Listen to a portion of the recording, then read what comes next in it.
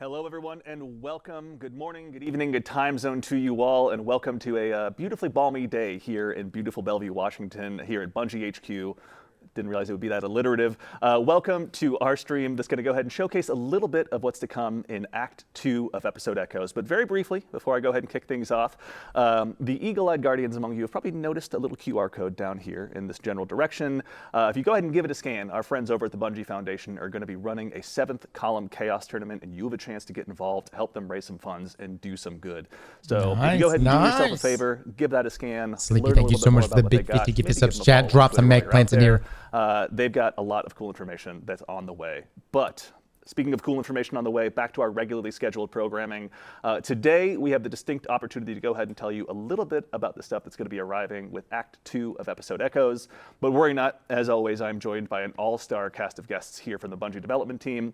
I'll go ahead and dive right into it, starting with the individual right here to my left, the incomparable Allison Lures, narrative director here at Bungie. How you doing? Hello, I'm doing great. How are you? Doing all right. Thank you for asking. No one ever asked me back. More people should. Yes, yeah. Thank you. I appreciate it. For the uninitiated at home that may not have met you or are just kind of meeting you for the first time outside of the Vidoc potentially, can you tell us a little bit about who you are and what you do here at Bungie? Yeah, my name is Allison Lures. I'm the narrative director for Destiny 2. It's my job to work with the team that creates our stories and characters. We're in charge of making you cry and feel things. I have cried a lot in our game, so thank you. You're welcome. You and yours are doing some heavy lifting. You're Even welcome. my black and dead heart has gone ahead and had some feelings. So happy to be of service. We appreciate it. And of course, sitting right next to Allison is the one and only Mr. Ryan Harris, Senior Activities Designer here at Bungie. Ryan, welcome. Hey. For the folks that also may not have met you or have probably played your activities without realizing it, can you tell us a little bit about yourself and what you do here? Yeah, so my name is Ryan Harris. I'm a Senior Activity Designer here at Bungie, and folks may know me from Season 20 Battlegrounds, 7th Inspire, and yeah, I work on the Vanguard seasonal team, making the activity content folks play day after day. Excellent. I've spent a lot of time at Sabbath Inspire, so thank you for your hard work. Nice, nice. And of course, next to him, friend of the show. If you've tuned into our Into the Light streams, you've There's met the him man. before a couple of times. The one and only senior design lead here at Bungie, the one and only Chris Proctor. Chris, welcome back. Thanks, Andy. How are you today? I am doing so good, thank you. Everything's coming up Millhouse. This is going great. For the folks that may not have had a chance to tune into the previous streams, if you wouldn't mind telling us a little bit about who you are and what you do here at Bungie. Yeah, folks might be familiar with my work on the weapons team. I was weapons feature lead for 4.5 years. I'm now the sandbox craft lead on Destiny, which means I help out the sandbox team with any issues they're facing and help uphold that critical sandbox quality bar. Yeah, it's an exciting one to dive into. So thank you. And This guy is a blessing, guys. Truly. Now truly. let's go ahead and get Chris ready to knows go the ahead shit, and man. some stuff about Act 2. But first things first, we've obviously been listening to the feedback of our fans, in particular the kind of weekly rollout of all the different stuff that's happened through Episode 1. With Episode 2, you guys are looking to try something a little bit different. Isn't that right? That's Allison? right. Yeah, we've been listening to the fans and listening to feedback, and we agree it's time for a change. So we're going to do a trial of something new in Act 2.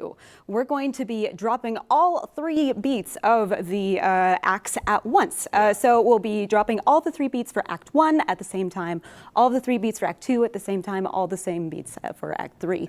And the goal is to encourage players to play at their own pace, to get all of that content at once if that's what they're looking for, or to meter it out over whatever pace they want to play at. But yeah, so we're going to give it a shot in Episode 2. Excellent. That's right. Yeah. See how it goes over. Yes, definitely. And to that same end, when Episode 2, I did it too, rolls around, make sure and let us know what you guys think. But whether you're Dude, they just rolled down and threw it down, man. Go to the comic They book threw it store, down. you go ahead and pick up the new Holy issue. hell. There's Exactly. going to be a chance to dive in no matter how you want. However you want to experience it, it's up for you. But make sure to read it. More about it is going to be in the TWID this week. Excellent. Okay. Make sure and tune in. We'll have plenty more information on the way. Let's go ahead and take a look at also what got us here today. So we're still in Episode 1, Echoes. Yep. Act 1 has kind of concluded its main story beats. For those at home that may not have had a chance to play through or may have some questions about the story, would you mind catching us up to what events got us here today? Sure. We'll do the short version. Great news. The witness is dead.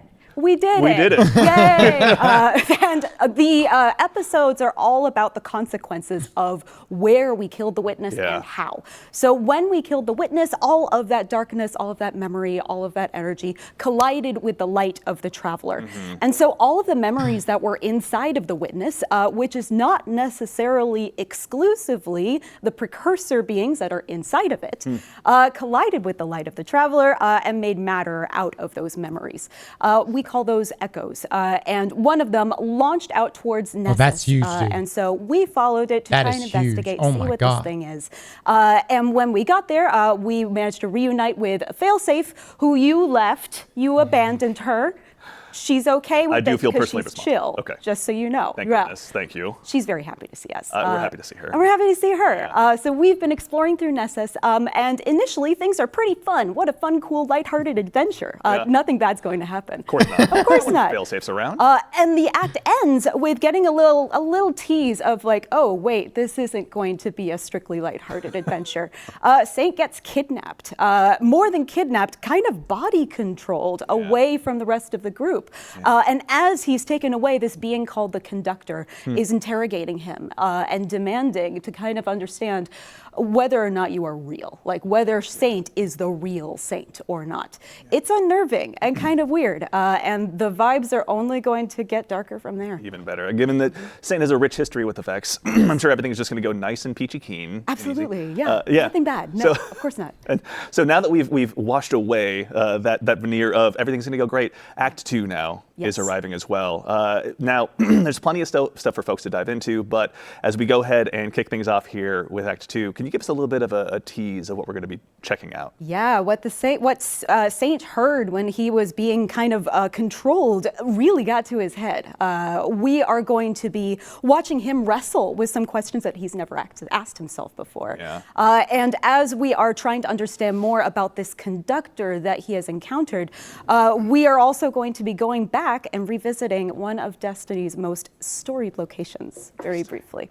So the lore hounds out there are going to have a chance to feast. They're going to have a delicious time. Excellent. Bife, you're welcome. I don't know if this will warrant another 10 hours, but we'll leave that up to you. I got you, Boo. Perfect. Okay. And now that gives us the structure for what we're about to dive into. But Where are we now, going? the new activity that'll be arriving as well. We're going to go ahead. We have some gameplay here to go ahead and dive into with the Echo Battlegrounds, the new 3-player activity. Ryan, do you mind kind of telling us a little bit about what we're going to be checking out here today? Absolutely, yeah. So we'll be taking a look at one of the 3 battlegrounds that players New will be weapons? engaging with this act. So the first battleground here starts in the Cistern, the Wall of Flames, on Nessus, of course. And players will be running through the Wall of Flames, checking out what's going on here as the Fallen have kind of like started hanging out and it's the investigating rocket the sign Wall arm. themselves. Yeah. So players really here like seeing noticing that the radial area of this lake has been drained. A lot of the areas kind of like revamped and like regenerated itself to something new. And players will be looking at the story of like, where is this radial area going? Where is it flowing through? So for Battleground 1, you're kind of like finding out and like locating where all this radial area is going to. Yeah. Battleground 2, you're seeing the actual flow and direction of all the radial area to the center of Nessus. And Battleground 3, you're actually seeing like where it's being directed to. So it's really trying to tell that story about the journey to the center of Nessus. Very exciting, yeah. So they all kind of have a way of interconnecting with each other as well. Also, I mean, I'd be remiss if I didn't ask. Obviously, the Vex have been our primary antagonist through this, but the entrance here is being guarded by a pretty heavy contingent of Fallen. Who are these Fallen and what are they trying to do here? Yeah, I can give a relatively boring answer, but I believe Allison can give a much better one. Thanks. Yeah, the Fallen are here because they're after the Echo too. We want to think of these Echoes as kind of an arms race. Yeah. In the absence of the Witness, there's a giant power vacuum that has formed where there's no one in charge who's going to come out and take it on top. Yeah. So the Fallen are here. They're chasing down the Echo as well, and they're encountering the same thing that we are, in that the Vex aren't really acting like the Vex normally do here. Yeah. We're seeing some Vex start to act less like a collective and more like individuals. There's one really fun lore tab where one of them waves at us. Yeah. So we're encountering mostly Vex, but yeah, also Fallen are here too. It's cool to see the Vex undergo such a change. Like they've been more, I think you were saying like individualistic in Yes. kind of a weird way, which is like the one thing the Vex don't Totally. do. Yeah. It's the one thing that they don't do, Yeah. which is why it's super weird that they're doing it here. And yeah, in Act 2, we're going to be able to see a little bit more of why they're specifically doing that. Very exciting. Awesome. Plenty to dive into. And also, with these battlegrounds as well, Ryan, I know we were talking a bit before the show. Good but endings, dude. It seems like the main goal here was just for you guys to push yourselves, to really push the boundaries of what battlegrounds have been. Can you tell us a little bit about what you were trying to accomplish with this new set of battlegrounds in Act 2? Yeah, so for this set of Battlegrounds, it's definitely our latest and greatest iteration of Battlegrounds. As folks know, Battlegrounds consist of 2 encounters and a final boss encounter. So throughout the years, we kind of iterated on what a battleground is and how closely it resembles a strike. And this set of battlegrounds I really wanted to push. Why are there so many emotes on the what is a screen right battleground? now? What is a strike? I wanted to be almost one of the same. So with these They're not battlegrounds my and stuff, I emotes! wanted players to, well, of course, have enough enemies on screen to It's stay out at all Bungie's! times. Yeah. We're definitely pushing the combatant counts in these battlegrounds as high as possible, in some ranges of 40 enemies at a time on screen, which is quite a lot. But Plenty for us to go ahead and check out. Yeah. but that gives enough opportunity for everyone in the fire team to use all their abilities, use prismatic to the fullest extent, and always use their super on cooldown or prismatic on cooldown when the opportunity arises. I want players to feel like they can just do everything, and there's not just that one player soloing the entire encounter. So everyone is contributing to that experience. Yeah, I can imagine too, even with the the expanded sandbox that's been brought to us with the new abilities by way of prismatic, or even the new weapons, which we'll start to check out here in just a little bit. What were some additional ways? I can imagine it probably wasn't just even more, but you guys were saying you were trying to make some more of these mobs a bit more intense to go ahead and go up against as well. Yeah. So with the telling the story of the Vex are like evolving and changing, I think they fixed it. Well, I went ahead and modified an existing wyvern. I'm so sorry. So How dare you? You'll engage with these wyverns in pairs, and they have a special new ability where they can teleport. Fun. And dodge around you, and also So friendly, so cool. It's kind of scary. A real nothing personal kid moment where they show up behind you, right? Yeah. They certainly are an active threat in the battlefield, and I wanted players to really be on the lookout for them and engage with them and prioritize them as that priority target. Yeah, the personal kid moment where they show up behind you, right? Yeah. They certainly are an active threat in the battlefield, and I wanted players to really be on the lookout for them and engage with them and prioritize them as that priority target when they are seen. Yeah, and that's something that's been neat. Obviously, players will have a chance. The first two of these battlegrounds obviously arrive with the first week of Act 2, with the third one hitting on the second week.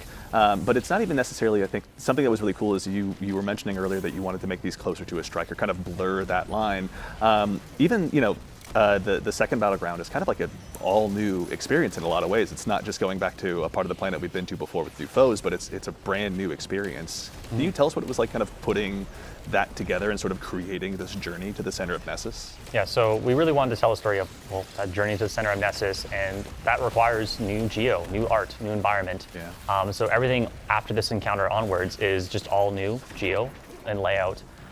And we really tried our best to carve out what that experience is, and that, as most folks know from Battlegrounds, they usually run through a patrol in maybe a new boss space or just a new encounter space. These Battlegrounds really push the boundaries of hey, this is all new. This is completely new, fresh. It's kind of like a strike. It is a strike, almost. The bosses were part of that exercise too, though, I think. We were talking before, where it's not, just kind of taking characters that you've battled before and making them tougher, but it's a brand new encounter with new mechanics and new kind of ways to go ahead and push further into the boss fight. That's the most broad strokes way I can describe it, but obviously, as the man who designed it, can you tell us a little bit more about Dude, this is going to be a ridiculous Grandmaster one day. Experiences as well for players during Sidearm looks good too, so one thing, back to what players know from Battlegrounds is when someone plays a Battleground, they come in groups of 3 or 4, players are I know what to expect from this boss encounter. It's usually the same but similar boss encounters. Right. But for these Battlegrounds, they're all unique bosses. They're all different. They're all challenging in their own ways, and they're just very different, very different from one another. So that was the experience we're trying to hit here. Is players, when they jump into a Battleground, it's not going to be the same. It'll be different. The boss encounter will be different. We'll be trying to tell a story with the boss encounter that you're engaging with. Doling out immunity gates and engagements in that boss encounter in different ways, be it with just telling a story while you're engaging the boss, or a damage window, or just no damage immunities at all, where the player is just engaging with a boss that has the largest health pool I've placed on a boss ever. Maybe. Yeah. For now. See. Plenty of chances to go ahead and test out those still hunt accuracy, or each individual's accuracy with still hunt, rather, I should say. I say that because I keep a shotgun on me for a very good reason. But no, there's obviously a ton of stuff to check out in that regard, but I think I'd be remiss if we didn't also talk a bit more kind of about what we're seeing on screen in some way. Is Chris, we've got some new weapons that are going to be arriving with this act as well. If you wouldn't mind, can you tell us a little bit more about kind of maybe even this one we're seeing here on screen? This is one of the new ones as well, isn't it? Yeah, this is the Aberrant Action Solar Rocket-Assisted Frame so sidearm. good, dude. More rocket sidearms. You love Yep. to hear it. Yeah, the first solar rocket sidearm, and it's a banger. Yeah. The roll that we're showing here is heel clip incandescent, which is probably it synergizes super well with solar. Oh my god! The best. Just to say it, the art for these weapons is awesome. Like the weapons art team knocked it out of the park. Yeah, they are sexy weapons. This one in particular has some nice touches when you aim down sights with it. Yeah. Like cool little animation there. It's pretty neat. It's going to be addictive, honestly. Got a very Vex Mythoclast feel to it, honestly. There are some other interesting perk combos on this as well. So I'm particularly fond of Pugilist and Demolitionist. Yeah. As you get kills so fast with these rocket sidearms that regenerating your ability energy as you're doing that, Does it count more, or is it still 10% with special weapons, chat? Is it 10% In or addition to that, more? we've also got a new arc heavy burst pulse rifle, if I remember correctly. Yeah, that's right. Yeah. The Corasian Arc Heavy Burst Pulse Rifle, Yeah. another one in this seasonal set. That's just 20%? Yeah, this is we introduced this subfamily with Final pulse Shape. rifle This here. is the third one of these. The roll that we've got here, High Impact Reserves left column, also always very good, and Volt Shot right column. Yeah. That's pretty strong. All right. I would also look Nullifying's at, got getting some Frenzy competition. right This is a column. fantastic High Impact archetype, by the Reserves way. is great, but doesn't give you any stats. So having Frenzy gives you a bit of damage and those stats as well, and Yeah. very high uptime. Really great. Yeah, I can imagine too in the era where pulse Great rifles are DPS living amongst through their primary weapons, by the way. era as well. It's probably not too bad to have one with that many stacked perks on it. Frankly, Yeah. Like, I can see Volt Shot doing a lot of untold damage just behind enemy lines pretty rapidly with that guy. It's pretty juiced in PvP as well. Definitely Yeah. to pick up. Ooh, good point. Yeah. I like nullifying PvP. Yeah. Potentially. And then in addition to that, an old favorite is going to be making its return. Saint's tried and true favorite shotgun. Perfect Paradox is coming back as well from Season of Dawn. Yeah, Perfect Paradox is back, Oh! along with a bunch of other Dawn weapons. This is the one we're dropping in this act. Okay, And yeah, okay. all of the perks that you know and love from the original, Yeah. plus a bunch of new ones, plus the new Origin trait, Cast No Shadows, which if you're doing a melee build, just synergizes really nicely with it. So, Yeah. Okay. Threat Detector left column, and then Kinetic? Trench Barrel if you're just doing damage with weapon, Yep. or 1-2 punch if you're doing a melee build. Yeah. And another a ton of rapid fun, fire. and fits in really well with the rest of Saint's arsenal this year. Yes. We combination blow hunters are about to have a very good time. I can yeah. already tell, honestly, as if we weren't already. No, it's been great. So with some new additions to the weapon sandbox, there's also some new, a new row, pardon me, of perks unlocking on the seasonal artifact as well. Isn't that right? Right, yeah. So each act we're adding a new row. So this is 5 new artifact mods.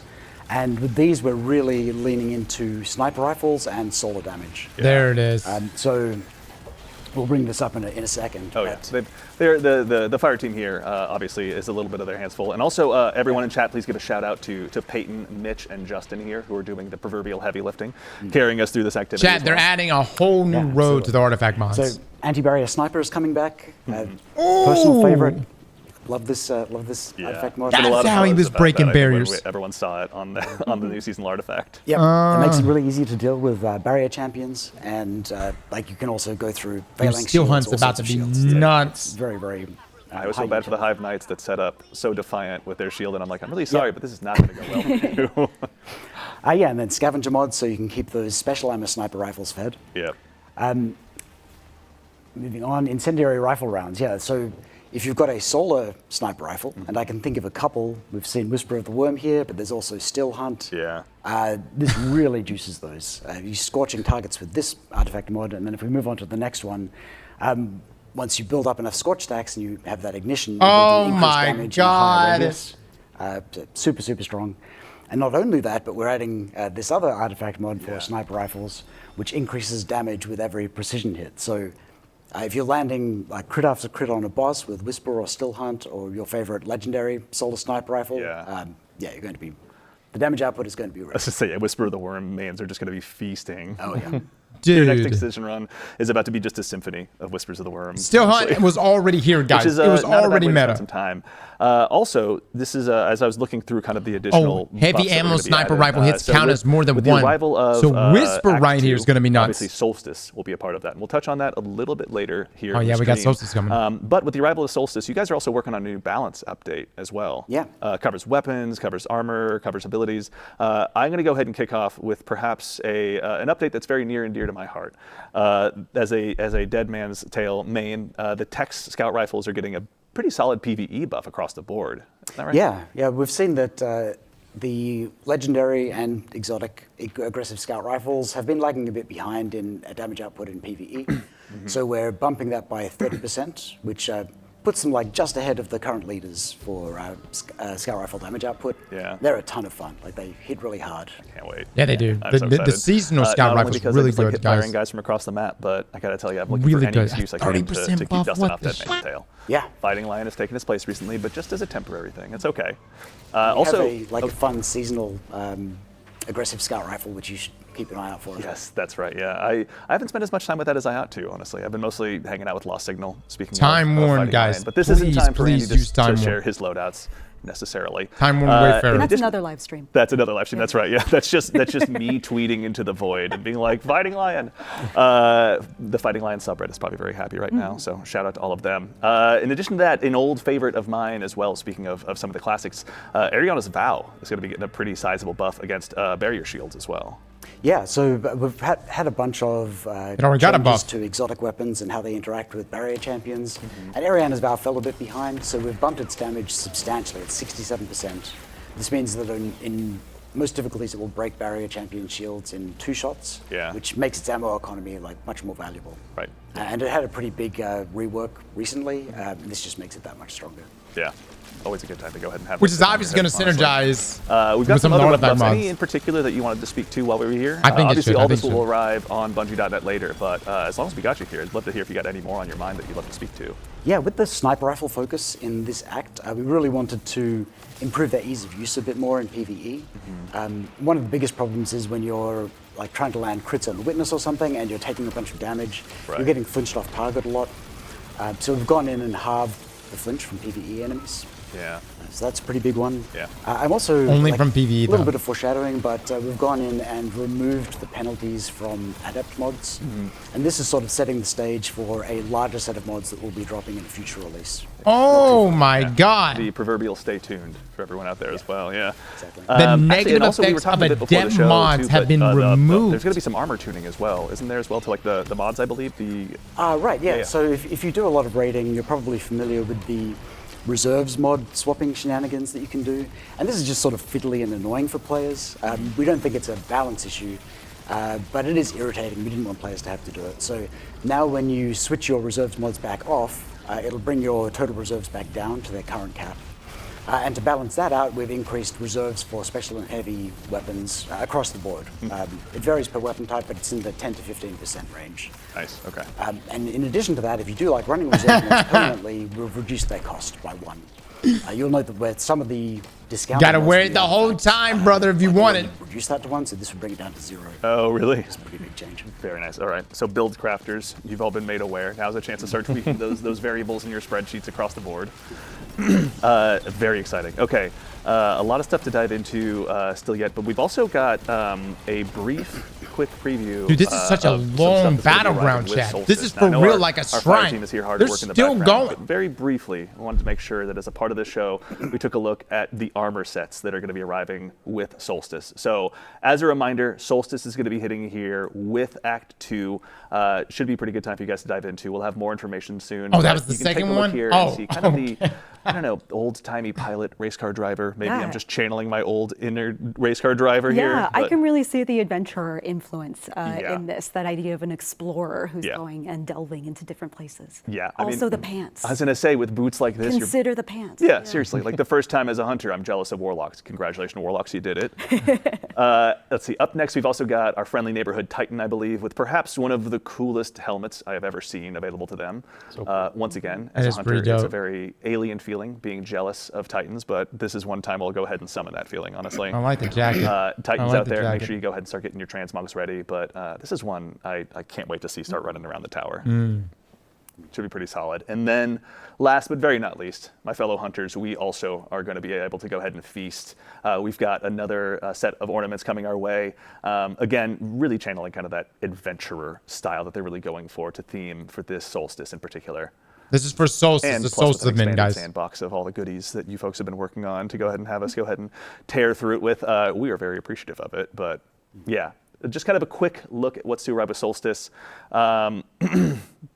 But yeah, I mean, honestly, that's kind of the main set of topics for today. We're going to go ahead and scan Twitch chat very briefly to make sure we can go ahead and grab any questions. But Ryan, honestly, we're now into, is this the second battleground? Yeah, we're in the second battleground on the second encounter right now. Yeah. So what we didn't see previously was players were, when they finish the first battleground, the second battleground actually starts where the first battleground ends to continue on your journey into the center of Nessus. And that's so the same seamless. for when you end Okay. battleground 2. That's where you start for battleground 3. Very exciting. That's kind of cool, actually, having that again. That journey is to the really center of cool. Nessus. Okay. Sort of in that same vein, actually, one thing I've also kind of been wanting to I got ask super selfishly is battleground. a wise narrative director once said that stories are told in 3 acts. Could you tell us a little bit about what this episodic structure offers you guys? Like, what are you able to try that's different? So humans like stories that have shapes, right? Right. When we think of a story where you're kind of like in the same place, like doing the same thing, like sometimes we want to make sure that our stories feel like they have shape and momentum to them. For example, with episode 1, we can think of the shape of it kind of as starting in this place of really like lighthearted. It's a fun romp, it's a fun adventure, and it slowly goes down into a really dark place. As all the doom happens in the background, we're Exactly. having fun with failsafe. We get to play with that play with those shapes and play Yeah. with that structure with each of our episodes. So in episode 2, in episode 3, it may start at different places and the energy may take you in different ways. Yeah. We got to really experiment and play around with what are we introducing narratively, which enables us to add things like a focus on Fate 14 for Act 2, or different ways that the battlefields may change as we're going through. Yeah. Humans like stories that have shape to them, and that's what a really well-defined act structure allows us to do. Yeah, it's exciting to see, honestly, as we've just getting started here in Echoes and with episode 2 on the way, but we'll talk more about that at a later date. Worry not. We've got plenty to dive into with Act 2 right in front of us. But as far as my agenda goes, I think actually we've thankfully hit kind of the primary bulk of the show. Could I touch briefly on the ability stuff that's coming? Please, thank you, Chris. Yeah. Yeah, we've been monitoring feedback in PvP around prismatic hunters, particularly the 2 pain points around swarm grenades and threaded spectre. So we're bringing both of those down into line. Yeah. We've also got a couple of PvE changes coming, and this is Titan stuff. It's sort of previewing some Titan changes that are going to come in a future release. Yeah. But we're bumping up the damage of the supers, Twilight Arsenal and Hammer of Soul. So those should both be a lot more competitive. Wow, Twilight Arsenal is already Hammer of really Soul, Titan, good. Rejoice. Also, I selfishly wrecked, like Rapid Hunters! Axe from Twilight Arsenal, so if those could keep existing, I'd be a very happy camper. Yeah. Also, we got a question from chat. Freeboop asks, probably one for you, Chris. Are you guys still evaluating the interactions of the combo on Edge Transit, or you swap from Envious Assassin to Cascade Point and a 24 magazine while you still have Cascade Point? Yeah, so we mentioned a few weeks back that we're going to be adjusting that. It ended up needing a code change, which is typically a little bit slower to roll out, but that fix is still coming. So Very exciting. if you missed out on getting that perk combination, that is not going to be an exploit that continues to work. Fair enough. All right. Thank you for the question. We appreciate it. I think thankfully that as we watch our steadfast group of Guardians go ahead and continue their way here through the Battlegrounds, I think that's kind of the high and low of our show, everyone. Of course, we wanted to go ahead and make sure as we dive into the events of Act 2, as we go to prepare to conclude Act 1. My day is ruined. We wanted to make sure that all of you had a sense of what was coming. And again, a reminder, this launches next week on July 16th.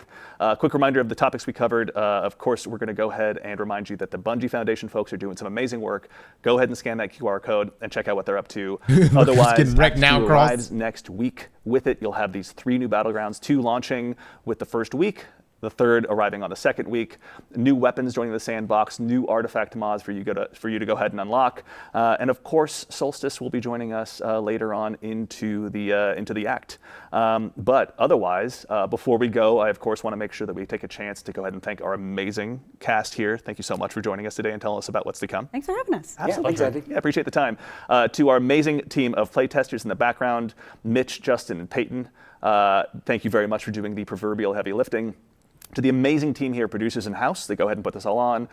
Thank you all so much. Honestly, we always appreciate it. And last, but of course not least, to all you Guardians out there, thanks for taking the time to join us today.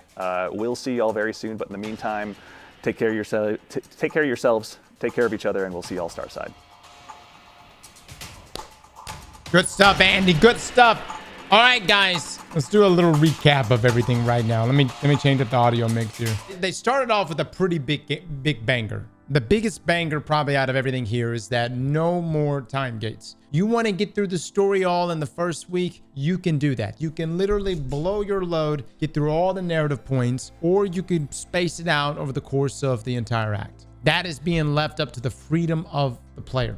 I think that's really, really nice. I think that's what a lot of people have been asking for. The question is, again, this kind of comes back to what Bife's point is. Some stories are, in fact, better when they are spread out over a cadence. And I do agree with that. I'm worried we're going to be in a situation like Curse of Osiris, where in that situation, the delivery wasn't quite there. But then, people blow through the story, and then they're like, what do I do for the next 4 or 5 weeks? You know what I mean? But I think giving the player the freedom to do and approach the story how they want to is a good thing. And, they're going to try it out here with Act 2. So we'll see how this plays out. The 5 artifact mods that they're adding look so potent.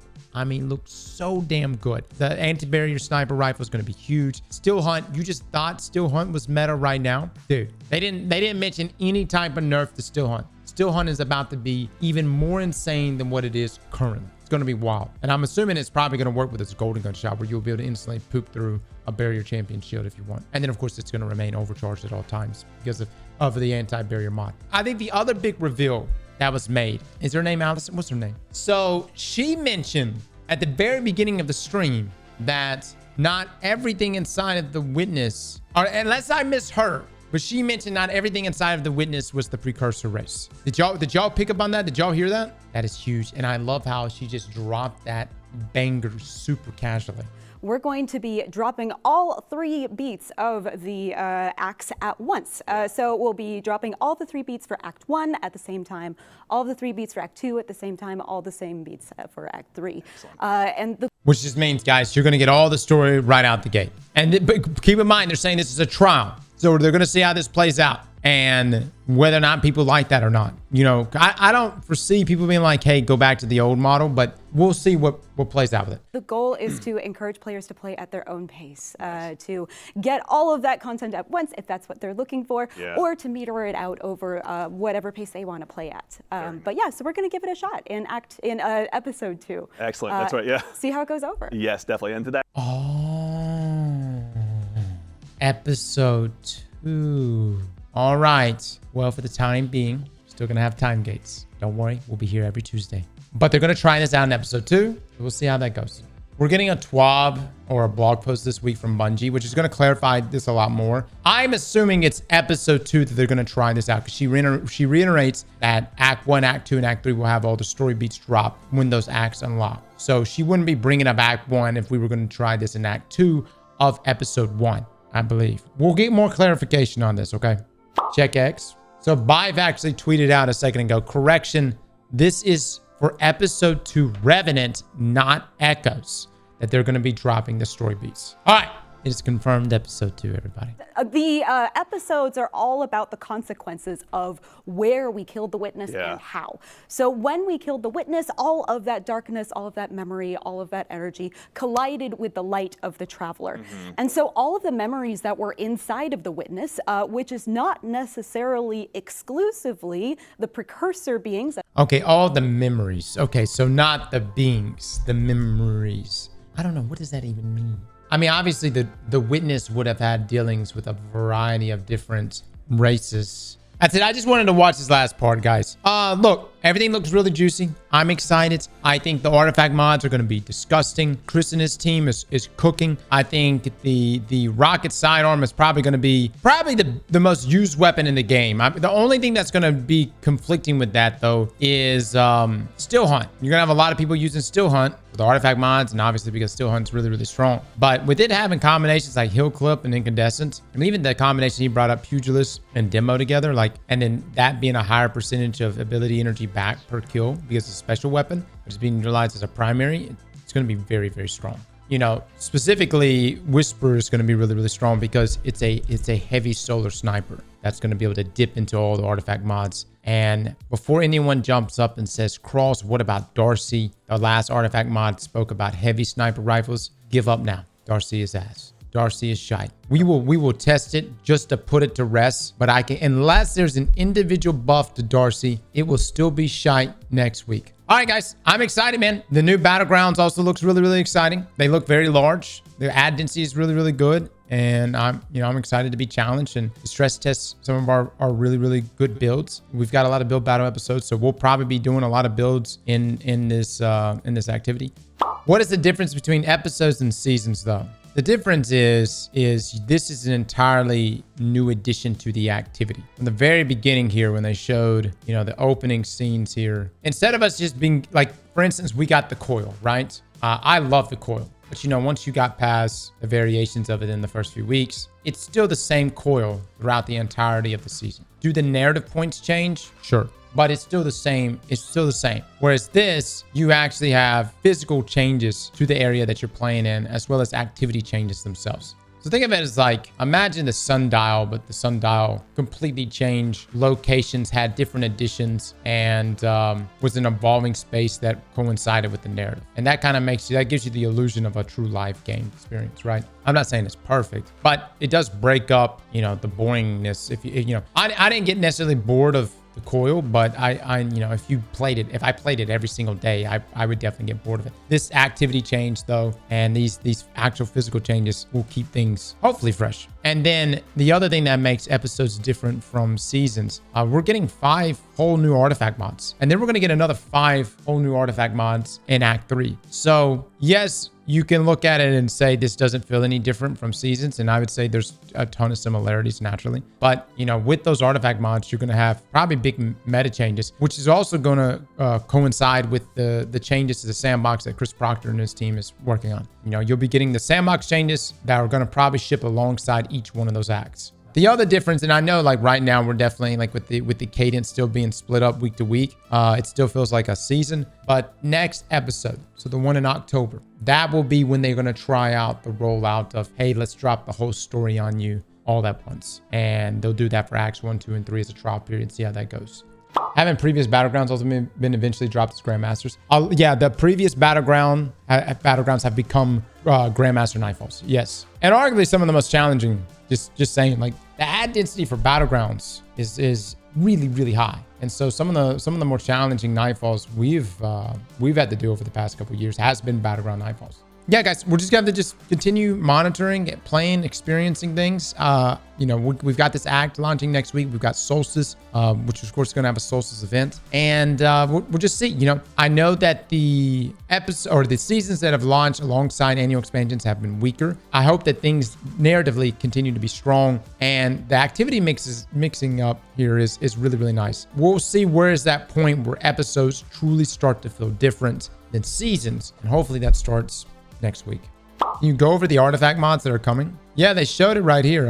So right here, guys, we've got anti-barrier sniper rifle. Sniper rifles you were wielding fire shield-piercing rounds and stun barrier champions. Also, it overcharges your sniper rifle. Next to it, authorized mod scavenger. The energy cost of scavenger mods are significantly discounted. And one thing to really note about these next 2 mods, we had a mod last year or last season called Flint Striker, which would allow your solo weapons to apply Scorch. But the thing about that mod is you could not inherently reach an ignition. It would just essentially just raise the floor. So what that means is it would apply scorch stacks, but it wouldn't apply it anymore after its initial scorch stacks that it applied. So in order to reach an ignition, you needed a weapon that inherently did apply scorch. So Polaris Lance, for instance, right? And you would be able to reach ignition. From this though, and at least from their conversations here and the artifact mod that's next to it, it seems as if with incendiary rifle rounds, your solar sniper will be able to sit there and keep applying more and more scorch until it reaches that ignition. It says precision hits scorches targets. So it doesn't look like it's going to cap you or keep you from reaching ignitions. It says right here, your ignitions do increase damage in an increased radius. I'm assuming this is going to, of course, pair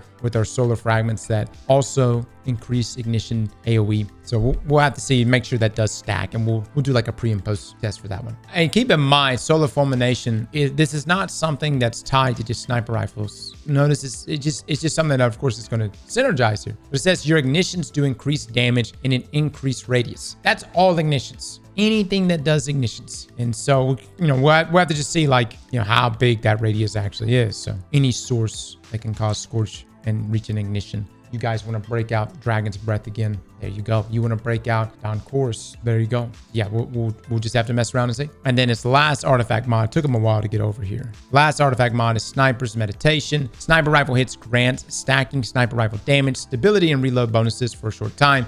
Heavy ammo sniper rifle hits count as more than one. This is going to require us to do a lot of testing, man. We're gonna break out Whisper. We're gonna break out Darcy, even though I know Darcy's not gonna be good. And we're gonna break out other sniper rifles too, just to check them out. Now, one thing I do want to key in on, it says right here, available 12 out of 12. We're getting new artifact mods added. We are not getting the ability to select more artifact mod slots outside of the 12 that we have in our selection. There will be trade-offs here. You will have to choose what works for your build and make sacrifices. So it's still going to be the 12 out of 12. But yeah, artifacts look good. The weapons look really good. The sidearm especially looks really, really good. The sandbox changes that Chris teased also sound really, really good. I'm excited, guys. We'll see what plays out with this. And I think the most other important thing is that the narrative itself is good enough to draw us in. And, hopefully, everything seems to be leading to Maya. And if you tuned in last year for like the Veil, the stuff we would go when we would revisit the Veil and we would listen to Kiyomi Esi and all that stuff, that was, in my opinion, one of the worst ways to deliver that narrative. It is what it is. That's the way we got it. That's the medium they use. But hopefully this is, when we finally get the big reveal here from Maya, who seems to be the one behind all of it, hopefully that delivery is really, really good. And that will separate itself from the previous seasonal models that we've had. Just having the narrative be a strong point. Slap that like button like your mama told you right.